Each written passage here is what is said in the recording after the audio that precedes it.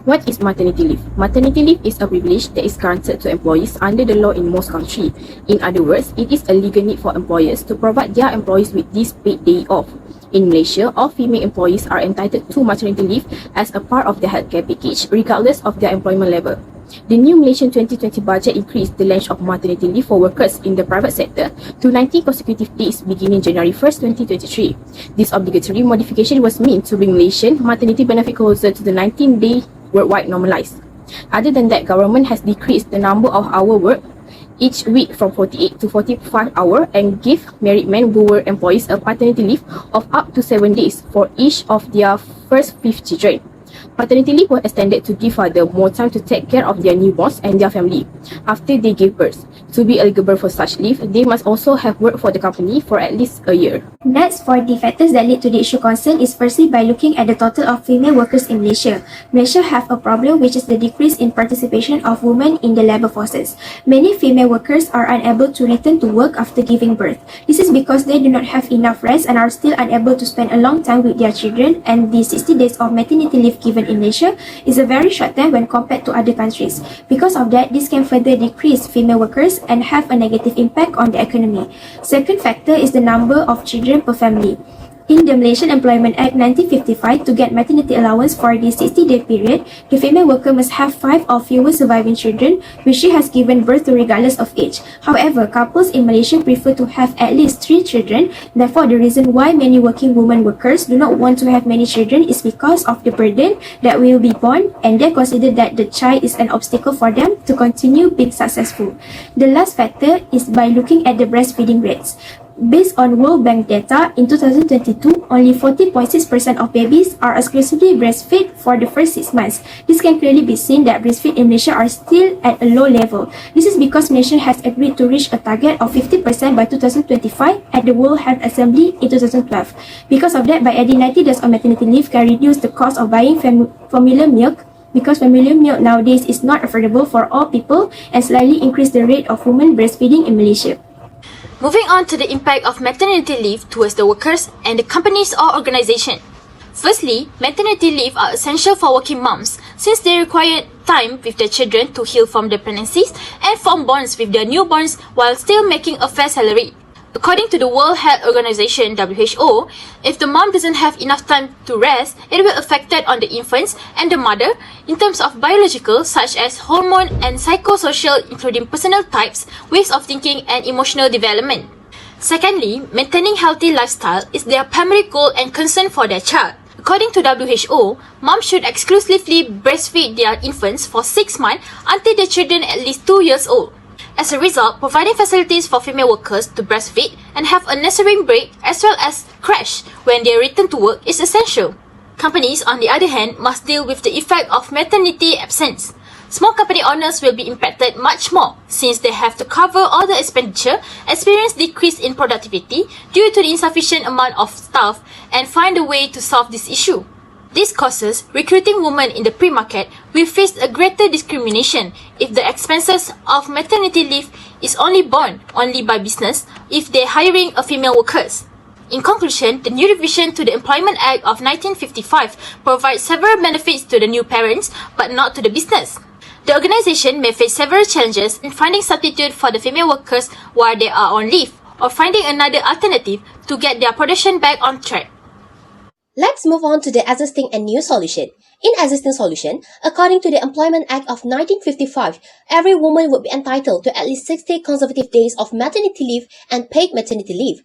The following requirement to qualify the paid maternity leave is the employee must have worked for the employer for a total of 90 days and they have more than 5 surviving children. However, the ministry has also discussed the issue with the cabinet and everyone is in favor of implementing the Amendment Employment Act of 1955 on 1 January 2023. The important point include increasing the amount of maternity leave from 60 to 98 days and adding a 7-day paternity leave for married male employees. Furthermore, Sunway is prepared to solve this issue by providing them with the childcare facilities.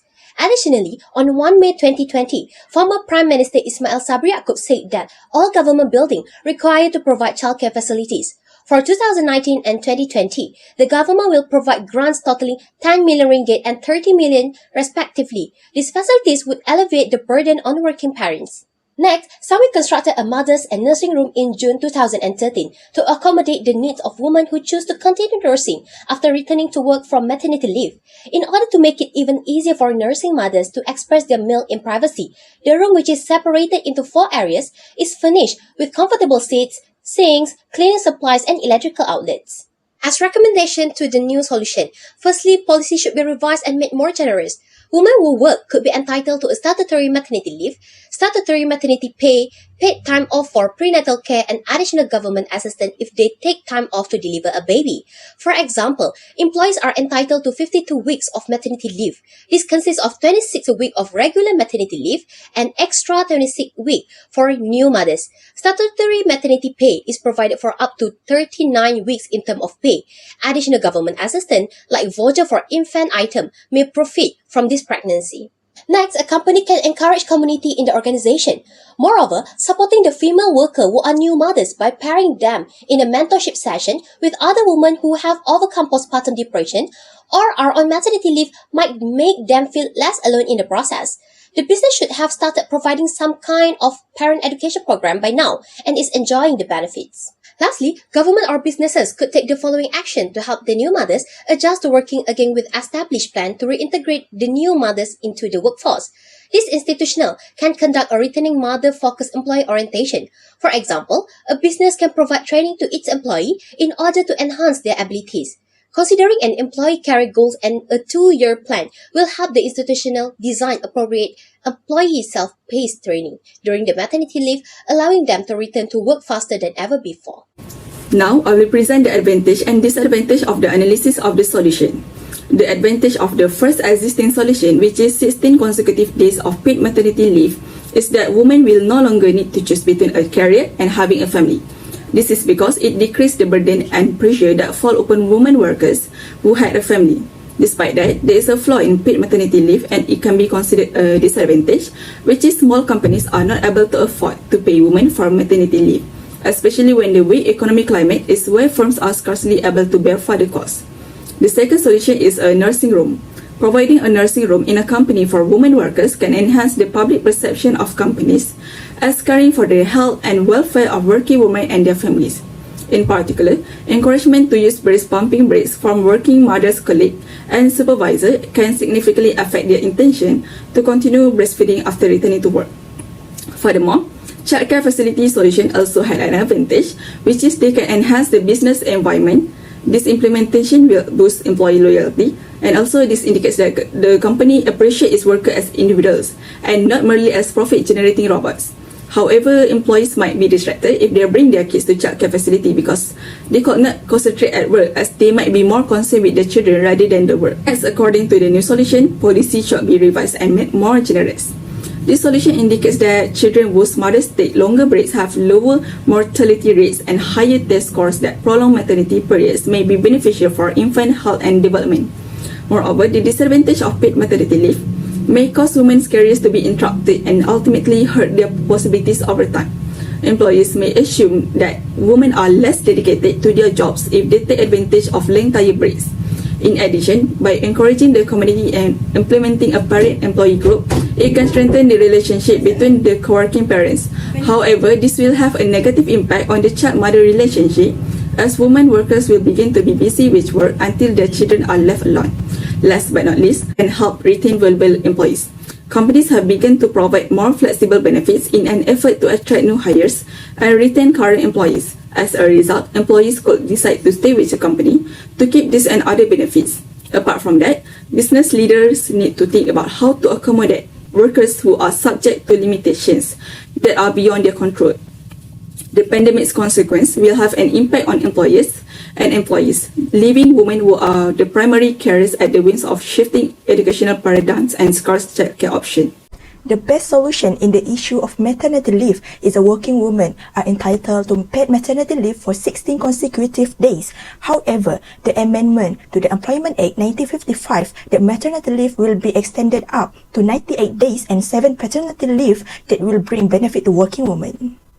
The first justification for this solution is for women health. The women after pregnancy need time to revive their health, especially for women who give birth with C-section. With 60 days of maternity leave and an additional 98 days will give time for these working women to improve their health after giving birth. Next is women after childbirth can recover from illness. With the provision of long paid leave, women after giving birth can recharge their health by doing rigorous treatment such as abstinence, taking good medicines and having enough rest. If the granting of maternity leave is limited, it can have a big impact on working women and the workplace, where women after giving birth had to take several sick leave after the maternity leave ended due to their health still not recovering. Last but not least is under a new amendment where married men will be extended paternity leave from 3 days to 7 days. With the existence of paternity leave, fathers can help with the mother's affairs such as childcare, doing housework, and reduce pressure on the partner. Furthermore, this paternity leave will provide space for fathers to create a pattern to help mothers as they can divide their time and tasks with their spouses.